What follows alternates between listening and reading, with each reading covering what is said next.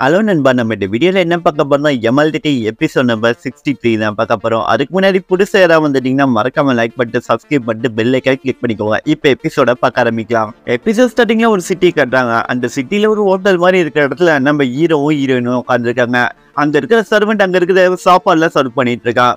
இந்த ஃபுட்டு எல்லாமே நல்லா இருக்கும், உங்களுக்கு ஸ்பெஷலா எடுத்துட்டு சாப்பிடுங்கிற மாதிரி சொல்லிட்டு இருக்கா. நீங்க புதுசா இந்த இடத்துக்கு கொண்டு இருக்கிறதுனால சாப்பாடு டிஃப்ரெண்டா தான் இருக்கும், இருந்தாலும் நல்லா தான் இருக்கும். அதே சமயத்துல இந்த இடத்துல நிறைய சுத்தி பார்க்குற இடங்கள்லாம் நிறைய பேர் இருக்கு. அது என்னென்ன இடங்கிற எல்லாத்தையுமே நான் உங்ககிட்ட சொல்றேங்கிற மாதிரி நம்ம ஹீரோ கிட்ட சொல்லிட்டு இருக்கா. அதெல்லாம் கேட்டு நம்ம ஹீரோ கண்டிப்பா அவங்கள்ட்ட கேட்கணுங்கிற மாதிரி சொல்றா. அப்ப இந்த சர்வெண்ட் அப்படியே நம்ம ஹீரோ பக்கத்துல வந்து ஃபிராங்க் ஃபேமிலியோட மெம்பர் தானே, அவங்க ஃபேமிலியில இருக்கவங்க கூடிய வீடுல எமோட்டல் அறிய போறாங்களாங்கிற மாதிரி சொல்லிட்டு இருக்கா. அதை கேட்டதுக்கு அப்புறம் நம்ம ஹீரோ நீ சொல்ற பட்ல எனக்கு எதுவுமே தெரியல, அந்த ஃபேமிலி என்ன அந்த அளவுக்கு பெரிய ஃபேமிலியா?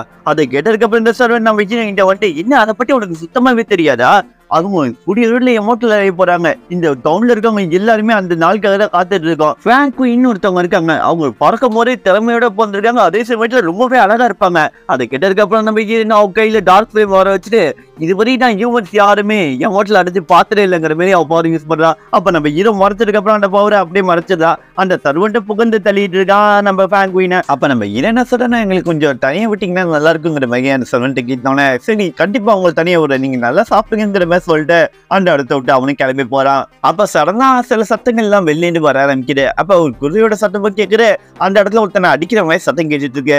அதெல்லாம் கேட்டதுக்கு அப்புறம் நம்ம ஹீரோ என்ன நடக்குதுங்கிற மாதிரி வெளில வந்து பார்க்க ஆரம்பிக்கிறான். அந்த இடத்துல ஒருத்தனை பிடிச்சி அடி இடின்னு அடிச்சிட்டு இருக்காங்க. தண்ணி குடிக்க இடம் எங்கடா அப்ப குதிரையை பாத்துக்காமங்கிற மாதிரி ஒரு சர்வெண்ட்டை பிடிச்சி ஒரு முதலாளி அடிச்சிட்டு இருக்கான். அதெல்லாம் பார்த்ததுக்கு அப்புறம் நம்ம ஹீரோக்கு பழைய மெமரி செஞ்சதுக்கு நம்ம ஹீரோவும் இப்படிதானே போட்டு அடிச்சிருப்பாங்க. நம்ம ஹீரோ குதிரையை ஓட்டும் போதும் தண்ணி குடிக்க போனேன்னு சொல்லிட்டோன்னா நம்ம ஹீரோவை பிடிச்சி அடி இடின்னு அடிச்சிருப்பாங்க. அதெல்லாம் நம்ம யோசிச்சு பார்த்துட்டு இருக்கா நம்ம ஹீரோ. அப்ப நம்ம ஹீரோ என்ன சொல்றான்னா இங்க இருக்கிற எதுவுமே இந்த இடத்துல மாறவே இல்லை, இந்த உலகத்துல இப்படிதான் ஒருத்தவங்க ட்ரீட் பண்ணுங்கிற ஒரு விதிமுறையை வச்சிருக்காங்க. அந்த விதிமுறை மாறும் நான் எதிர்பார்க்கிறேன், ஆனா இன்ன வரையும் மாறல.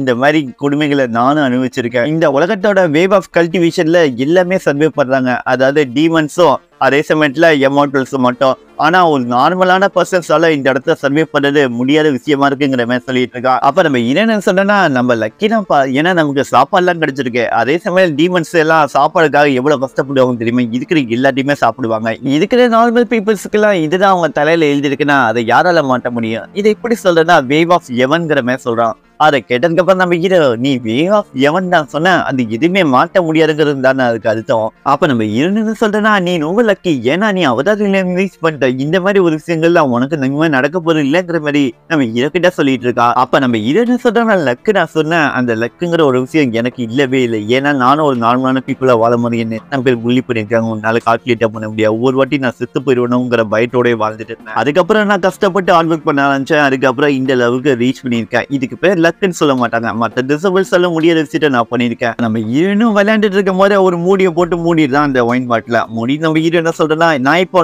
மாஸ்டரா இருக்கேன், ஆல்ரெடி என் விதியை நான் மாத்திட்டேன்னு நினைக்கிறேன், இல்லைன்னா நீ எனக்கு சர்வெண்டா அமைய மாட்டேங்கிற மாதிரி சொல்லிட்டு ஒரு ட்ரிங்கை ஊட்டி நம்ம ஹீரோ வந்து அந்த இடத்துல கோவமா அந்த ட்ரிங்கோட கிளாஸையே நம்ம ஹீரோ அப்படியே பார்த்துட்டே இருக்கான். அதெல்லாம் பழைய மெமரி வந்துச்சு இல்ல, அதனால தான் இப்படி நடந்துக்கிறான் நம்ம ஹீரோ. அதுக்கப்புறமா நம்ம ஹீரோ என்ன சொல்றேன்னா நீ என்ன சொன்னா விதியை மாற்ற முடியாதுங்கிற மாதிரி தானே நீ கிட்ட சொன்ன, அதுக்கு பேர் தானே அந்த வேவ் ஆஃப் எவன்ங்கிற மாதிரி சொல்லிட்டு இருந்தேன். என்னோட விதியை மற்றவங்களா முடிவு பண்ண முடியாது, என்னோட விதியை நான் மட்டும் நான் தேர்ந்தெடுப்பேங்கிற மாதிரி இடத்துல நம்ம ஹீரோ கோபப்பட்ட அந்த ட்ரிங்கை குடிச்சதுக்கு அப்புறம் நம்ம ஹீரோ என்ன சொல்றேன்னா நான் கண்டிப்பா அந்த எவன்கிட்ட பயங்கரமான சண்டை போடுவேன், அதுக்கப்புறம் இந்த உலகத்தை ரீபில்ட் பண்ணுவேன். அந்த உலகத்தை ரீபில்ட் பண்ணதுக்கு அப்புறம் இங்க எல்லாருமே சமங்கிற விஷயத்தை எல்லாருக்குமே புரிய வைப்பேன். அது எவனா இருந்தாலும் சரி, அது எமோட்டிலிட்டியா இருந்தாலும் சரி, அது எல்லாத்தையுமே நான் மாட்டுவேன், எல்லாருமே ஒரு டிராகன் போல வாழ வைப்பேங்கிற மாதிரி சொல்லிட்டு இருக்கான். அதெல்லாம் நம்ம ஒருத்தர் கேட்டுட்டு ஷாக் ஆகுது. அதே சமயம் டிராகன்லாம் கேட்டு இந்த விஷயத்தை நீ பண்ணுவேன்னு எனக்கு தெரியுங்கிற மாதிரி சிரிச்சிட்டு இருக்கான். அப்ப நம்ம ஹீரோயின் ஒருத்தர் பார்த்துட்டு இருக்காங்கிறத நோட் பண்ணதுக்கு அப்புறம் இவன் பார்க்க டிஃப்ரெண்டா இருக்காங்கிற மாதிரி நம்ம ஹீரோயினும் சந்தேகம் கண்ணோட இவனை பார்த்துட்டு இருக்கான். அவன் என்ன பண்றான்னா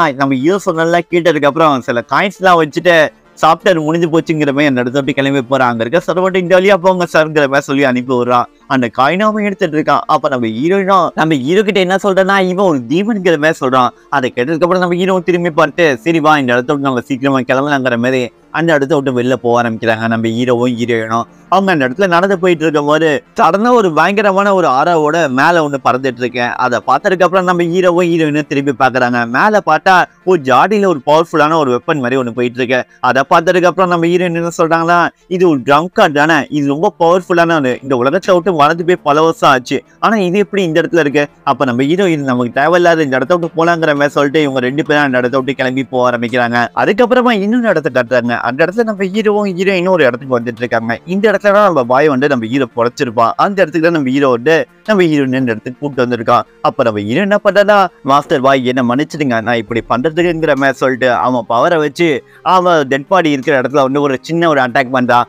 அப்ப அந்த இடத்துல என்ன காட்டுறாங்கன்னா, அந்த டெட் பாடி அந்த இடத்துல இல்லவே இல்லை. அதாவது பாயோட டெட் பாடி அந்த இடத்துல இல்லவே இல்லை. அதை பார்த்தா நம்ம ஹீரோவே ஷாக் ஆகுறான். அப்ப நம்ம ஹீரோ என்ன சொல்றாங்கன்னா, என்ன இந்த இடம் எம்டியா இருக்கு, அந்த டெட் பாடி இந்த இடத்துல இல்லையாங்கிற மாதிரி நம்ம ஹீரோ கிட்ட கேட்டா நம்ம ஹீரோ இந்த இடத்துல எதுவுமே பேசாம அப்படியே திரும்பி போயிட்டு இருக்கா. அவளுக்கு இதான் சான்ஸ்ங்கிற மாதிரி சொல்லிட்டு அவளும் அப்படியே நம்ம ஹீரோ பிரெயின் வாஷ் பண்ண ஆரம்பிக்கிறா. அப்ப அவ என்ன சொல்றான்னா, எனக்கு தெரிஞ்சு இதை ஒரு டீமன் கல்டிவேட்டர் தான் பண்ணிருப்பான்னு நினைக்கிறேன். இன்னைக்கு கூட நம்ம ஒரு டீமனை கூட பார்த்திருக்கோம், அது கூட மறந்துட்டியா? அந்த டீமன் கூட அவங்ககிட்ட கேசில் வேற இருந்துட்டு அவங்க கிட்ட பவர்ஃபுல்லான வெப்பன் வேற வச்சிருந்தான். இந்த இடத்துல பாயோட பாடியும் மிஸ்டியா மறந்து போயிருக்கு, உனக்கு இதுல பற்றி எதுவுமே சந்தேகம் இல்லையாங்கிற மாதிரி கேட்டுட்டு இருக்கான். அப்ப நம்ம ஹீரோ என்ன சொல்றேன்னா, என்ன சொல்ல வர கொஞ்சம் தெளிவா சொன்னா நல்லா இருக்கும். அப்ப இவ என்ன சொல்றேன்னா, என் கணிப்பு மட்டும் சரியாண்டா ஈவில் செட்ல இருக்கிற ஆளுங்கள்ட்ட தான் இந்த பாயோட டெட் பாடி இருக்கும், அதை நம்ம திருப்பி வாங்கிட்டு வர மாட்டோமாங்கிற மாதிரி நம்ம இதுகிட்ட கேட்கிறா. அப்படி பண்ணாதானே ஒரு சீக்கிரத்தை மறைக்க முடியும். அப்ப நம்ம ஹீரோ என்ன சொல்றா, இது எல்லாமே யூகன் தானே, கன்ஃபார்மா ஒன்றால் சொல்ல முடியல, எந்த ஒரு இன்வெஸ்டிகேஷனும் இல்லாம நம்ம மட்டும் இந்த ஈவில் செட் ஆளுங்கள்ட்ட தான் அந்த பாடி இருந்தா கூட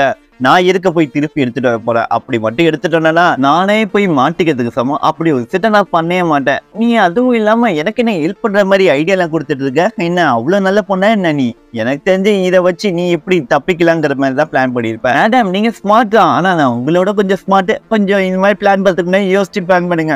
அதை கேட்டதுக்கு அப்புறம் ஹீரோயின் உனக்கு ஹெல்ப் பண்ண நினைச்சா என்னப்பா இப்படி சொல்ற? அப்ப நம்ம ஹீரோ ரொம்ப புத்திசாலித்தனமா நடந்துக்கிறேன்னு நினைப்பா, சரி வா இந்த இடத்த விட்டு போலாங்கிற மாதிரி சொல்லிட்டு நம்ம ஹீரோ முன்னாடி போயிடலாம். அதை பார்த்ததுக்கு அப்புறம் ஹீரோயின் என்னடா ஏமாறைய மாட்டேங்கிறாங்கிற மாதிரி காணலே நம்ம ஹீரோ பின்னாடி இவ்வளவு போயிருது. அதுக்கப்புறமா ஜியன் மோட்டேன்னு காட்டுறாங்க. அந்த இடத்துல யார் இருக்கானா, நம்ம சின்ன பொண்ணு தான். அவ பாட்டுக்கு அந்த மியூசிக்கை வச்சிட்டு இருக்கா. அப்ப யாரோ ஒருத்தவங்க வர மாதிரி நோட் பண்றா.